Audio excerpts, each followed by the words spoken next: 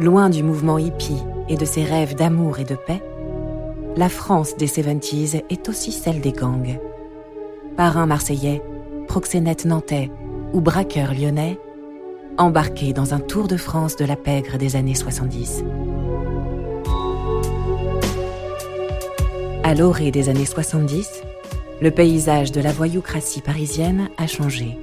Ces nouveaux QG sont alors à chercher de l'autre côté du périph', dans les banlieues populaires, pour ne pas dire pauvres.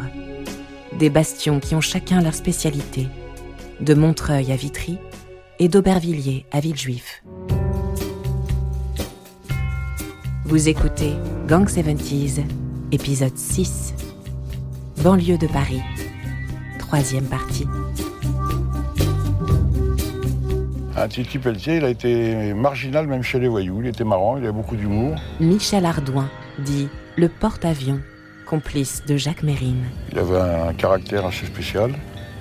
Des histoires, par exemple, quand il est sorti de prison, il avait loué un box. Il en avait fait un appartement. Je crois que le mec, il le loue toujours sous forme d'appartement.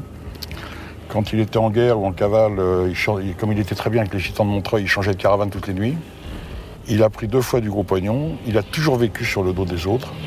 C'est-à-dire que la moto qu'il avait, on lui prêtait, la voiture qu'il avait, elle lui était prêtée. Il avait squatté une maison à Montreuil chez un ami gitan, et il lui a rendu après, mais il a squatté. L'agence de surveillance privée chargée de veiller sur la succursale de la Société Générale de l'île Saint-Louis plaide coupable. Ses dirigeants reconnaissent que leurs employés ont singulièrement manqué de flair et ont fait preuve de beaucoup de légèreté. 2 de ces surveillants, en effet, s'étaient rendus sur place durant le week-end parce qu'on leur avait signalé du bruit. Mais ils en avaient conclu que ces bruits provenaient d'un restaurant voisin et ils n'avaient pas prévenu la police comme ils doivent le faire en cas d'incident. La police, elle, ne dissimule pas son mécontentement. Sans cette bévue, les enquêteurs auraient peut-être coincé la bande. Le fameux camion tirelire volé jeudi dernier à la sortie de la gare Paris-Lyon Marchandises vient d'être retrouvé. Mais on avait déménagé les 17 tonnes de pièces de 10 francs qu'il transportait. Les policiers de la brigade de répression du banditisme ont constaté que les gangsters, avant d'abandonner le camion, l'avaient muni de faux numéros minéralogiques. Voilà donc tout ce qui reste du hold-up le plus lourd du siècle, un simple camion et un conteneur vidé de son précieux chargement. Tous les mecs qui ont participé au camion de pièces sont morts parce qu'ils ont fait une saloperie sans faire exprès, par connerie, quoi, comme beaucoup de voyous. C'est un mec qui baladait le camion, ça faisait aussi 1 milliard à peu près de pièces de 10 francs, qui est venu proposer, au-delà de Mille-Lune, à Montreuil, l'affaire. Et Titi l'a pris paternellement, elle a dit ouais, on a tout pour faire, on est tout équipé, on fera en temps et en heure. L'autre a dit attendez, moi, dans 3 mois j'arrête. Alors l'autre est revenu 2 fois en disant quand est-ce que vous prenez le camion, parce que moi je vais pas. Puis un beau jour, le mec est arrivé au volant du camion. Il a dit c'était mon dernier jour. Alors ils ont bâché le camion comme ils ont pu avec des sacs de jus, des morceaux de poubelle, n'importe quoi. Ils n'avaient pas d'endroit où le mettre à ce moment-là, enfin c'était du bricolage complet. Et il y a quand même eu 2 mecs gentils de Montreuil, des chauffeurs de poids lourds ou chauffeurs de je sais pas quoi, qui sont proposés, une fois qu'ils ont eu un endroit où le mettre, qui sont proposés d'amener le camion. Et les mecs ont commencé à faire du complot à la con, et ils ont tué les 2 mecs en disant comme ça ils parleront pas et tout. Et je crois que ce qu'ils ont fait, alors que les 2 mecs étaient gentils comme tout, j'aurais peut-être voulu une petite récompense ou un truc. Tous les mecs de ce camion, à part un seul, sont morts d'une mauvaise mort. Sa spécialité, c'est-à-dire que Titi Pelletier souffrait pas de la supériorité d'un autre voyou. Titi, ancien agent de la BRB. Donc à partir du moment où il y a un gars qui commençait à prendre son envol et à prendre des épaules, où il s'associe avec Titi et lui donnait un peu de ses revenus, ou alors il disparaissait, voilà. Pendant que je suis au placard, je lui devais encore 50 000 francs, équivalent de 7 000 euros. Et ma femme a rendez-vous, je crois que c'est un lundi, jour de parloir, pour lui donner l'argent. Michel Ardouin. Et je sais qu'il est raide.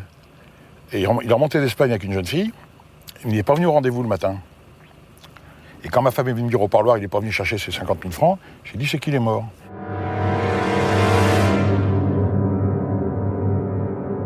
Je ne sais pas quelle heure du soir, il a été contacté. Et il a eu un rendez-vous à le nom de la rue, c'est une petite rue qui donne dans la rue d'Avron. Et là, il y avait un piège de tendu, c'est-à-dire qu'il a commencé à jouer au flipper pour attendre les 2 ou 3 mecs qu'il devait voir. Il s'est pris un coup de batte de baseball dans les reins. Il a été attaché tout de suite dès qu'il était par terre. Il a été emmené et on n'a jamais retrouvé les morceaux.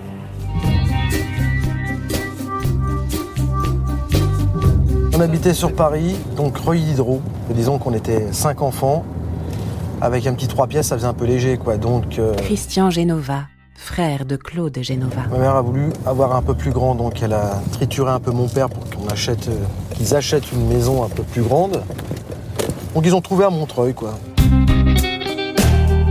Comme il a commencé à se friter assez jeune à l'école, donc il avait un gros potentiel, il a commencé à faire du sport, quoi. Alors il a enchaîné foot, athlétisme et tout, et puis il s'est plutôt orienté vers la lutte. Enfin, il aimait bien le sport de contact. À l'âge de 16 ans, champion de France de lutte en fait. Après avoir eu 3 titres de champion d'Île-de-France, il était quand même bâti, c'était un bûcheron, quoi, on va dire. C'était un bûcheron, c'était une masse, c'était une force de la nature. En naissant, ma mère me disait toujours, c'est bizarre, ton frère, quand il est né, il était prématuré, donc tout fin, tout maigre, et puis c'est devenu un gros bébé, quoi, à la finale.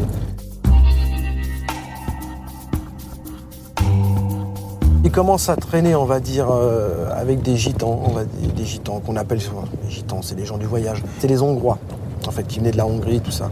Donc il commence à traîner avec eux.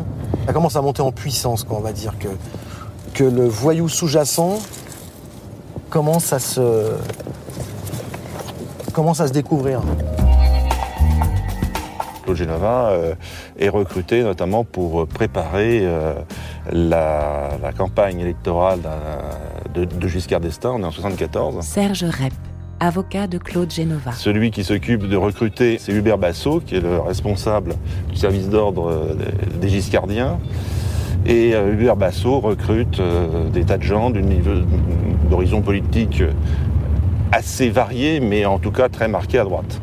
Et Claude Genova, qui a un ami qui est un militant à l'époque d'un mouvement qui s'appelle PFN, qui était avant Ordre Nouveau, et bien Claude Genova, évidemment, participe et est rémunéré pour cette campagne électorale donc, de Giscard. Il garde toujours ses copains, ça c'est sûr, mais il connaît d'autres gens. Christian Genova. D'autres gens, eux, par contre, ils sont plutôt branchés, on va dire, à l'époque, vol de voiture, ils aiment les armes, ils aiment l'argent facile, on va dire. De par ses faits, il est repéré, quoi, on va dire, par la grosse voyoucratie, quoi, on va dire. Et donc, avec ses copains, donc, qui étaient ses associés, il commence à monter une équipe. Moi, bien sûr, en tant qu'avocat, et en tant qu'avocat qui a l'occasion d'intervenir dans la défense pénale, eh bien, Claude Genova, on va le rencontrer. Serge Rep. Là, dans une autre type de carrière, où il va s'affirmer au fur et à mesure comme véritablement quelqu'un qui va peser d'un poids important dans ce qu'on appelle le milieu parisien.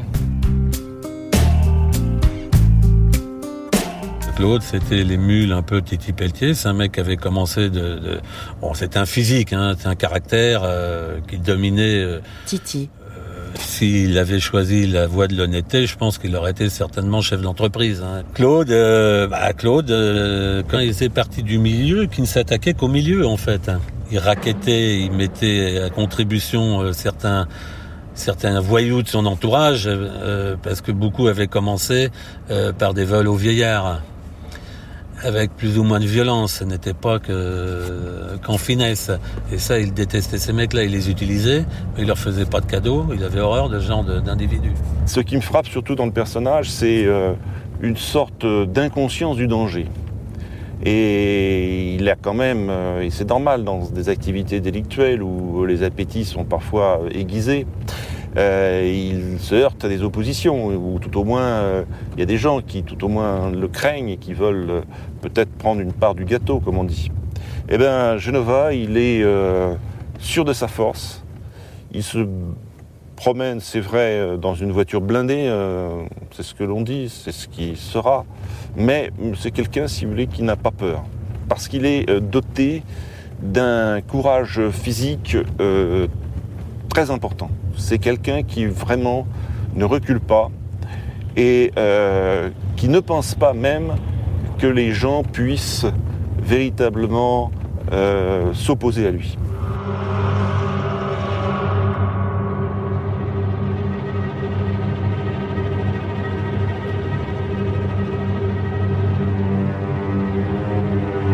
Un jour, il y avait dans une boîte de banlieue, enfin de lointaine banlieue comme il y avait à l'époque, les grandes boîtes, il y avait un mec qui se vantait de le connaître à tout le monde. Il disait, moi, mon pote Claude Genova, machin. C'est un proxo qui devait avoir 4 ou 5 gonzesses, je pense, du côté de Vincennes.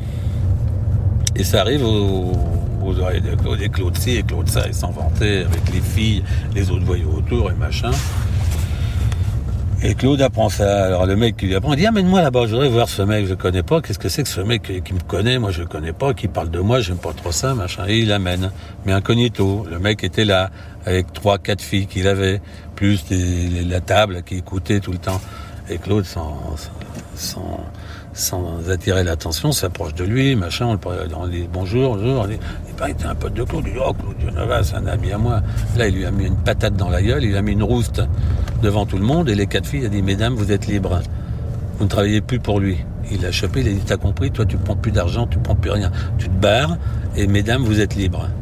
Vous ne travaillez plus pour lui, je ne veux plus savoir, je ne veux pas savoir que vous lui donnez un sou. Vous travaillez pour vous maintenant. Il t'a compris, toi, et l'autre, évidemment, a passé la main. Il aurait pu les prendre pour lui. Bon, il s'en est peut-être pris une pour la soirée, mais jamais il les a fait travailler. Impitoyable avec les voyous et côté assez sensible avec les personnes qui avaient besoin d'aide.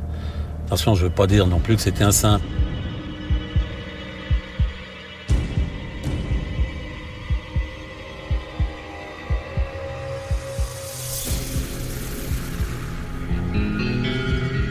Ça descendait à la cave, quoi. Ça remontait ou ça remontait pas. Tout dépend du degré de personne qu'il avait en face de lui. J'aurais pas aimé être dans une cave avec lui quand il t'avait embarqué au Faux Poulet, tu vois. En tant que voyou moi-même, tu vois, j'aurais pas aimé ça. Mais en tant que homme ordinaire, ne cherchant pas à me mêler à son milieu, mais en parlant juste, humainement parlant, sans trafic ni rien, je pense que c'était bien d'être son ami.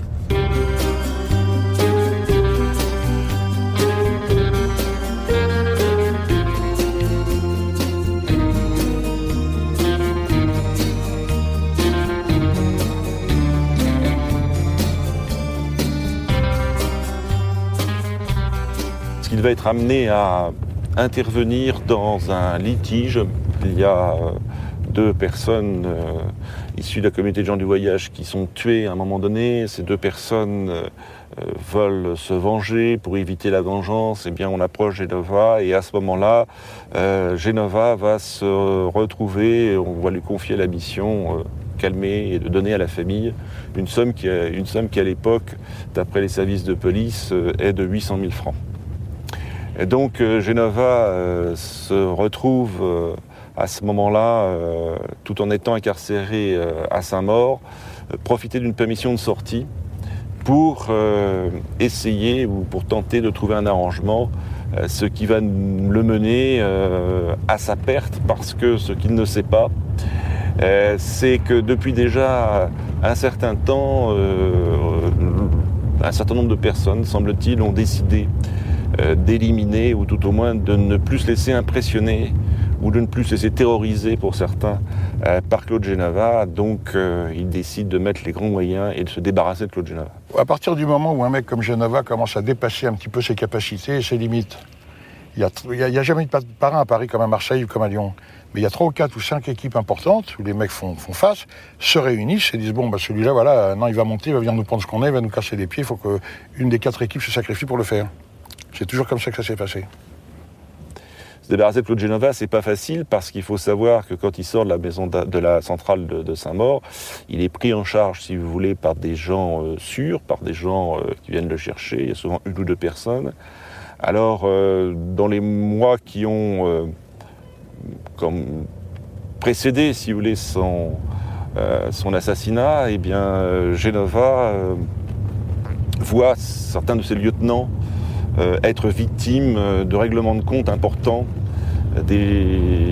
Certains de ses lieutenants, de ses proches, sont éliminés au fur et à mesure.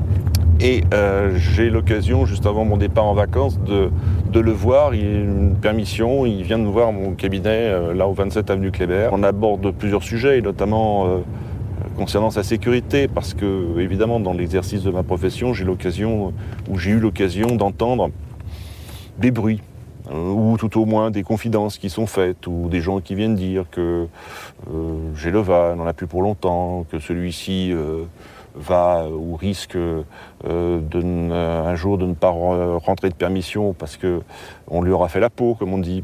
Et donc je lui dis, écoute Claude, qu'est-ce que c'est que ces bruits? Qu'est-ce que tu en penses? Parce que tu ne crains pas pour ta sécurité, pour ta famille aussi. Je connais bien sa femme, je connais ses enfants. Et là, celui qu'on appelle le gros, celui qui sera surnommé le gros, et il rit, mais d'un rire tout à fait calme ou tout à fait imperturbable. Il rit et il me dit écoute, personne, tu m'entends bien, personne n'osera s'attaquer à Claude Genova.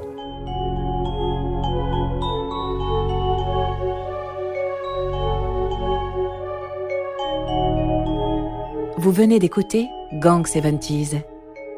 Si vous avez aimé ce podcast, vous pouvez vous abonner sur votre plateforme de podcast préférée et suivre Initial Studio sur les réseaux sociaux. Gang 70s est une coproduction Initial Studio et Label Image.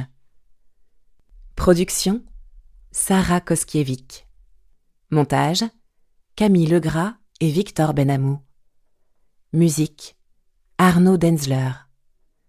Illustration Luc Grieux. Avec la voix d'Elsa Hamnan.